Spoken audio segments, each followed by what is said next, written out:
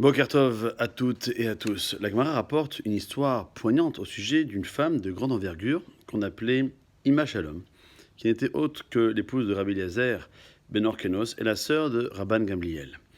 Du jour où Rabban Gamliel a décidé d'exclure Rabbi Eliezer de son bédine, Ima Shalom a empêché régulièrement de son mari de réciter les Tachanonim. Cependant, un jour, elle se méprit et elle pensa qu'il s'agissait du jour de Rosh Chodesh, dans lequel on a l'habitude de ne pas réciter les Tachanonim.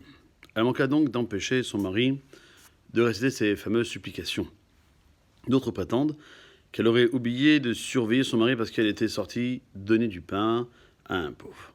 Lorsqu'elle a vu tomber sur sa face et réciter les supplications, elle a eu une étrange répartie. « Lève-toi, tu as tué mon frère ». À ce moment précis, on a entendu une clameur annonçait que Rabban Gamliel était décédé.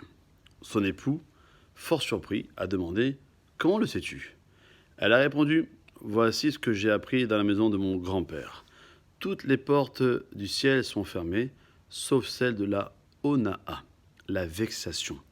Ainsi, à cause de la vexation subie, les Tachanonim de Rabbi Eliezer se sont malgré lui transformés en accusation contre l'auteur de sa souffrance qui est Rabban Gamliel. » Vous avez compris, aujourd'hui, je veux, comme chaque jeudi, essayer de nous mettre en garde sur des situations qui sont indiquées dans la Torah.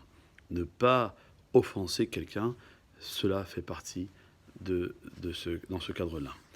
Chazon Ish a assisté un jour à une scène d'éducation banale. Un petit enfant s'est fait gronder par son père, qui lui reprochait d'avoir transgressé l'interdit de Mouksé pendant le Shabbat.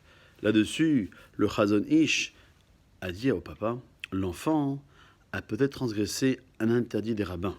Par contre, toi, le père, tu as sans doute transgressé un interdit de la Torah.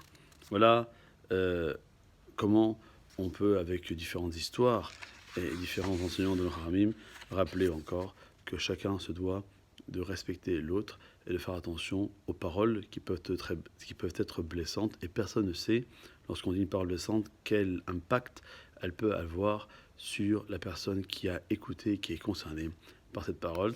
En cette veille de ce Shabbat Yitro, pourquoi pas d'être ish echad, velev echad, d'être comme un cœur, un seul cœur dans un seul homme, pour pouvoir recevoir la Torah durant ce Shabbat des 10 commandements. Shabbat Shalom Umevorach. Kol Tov.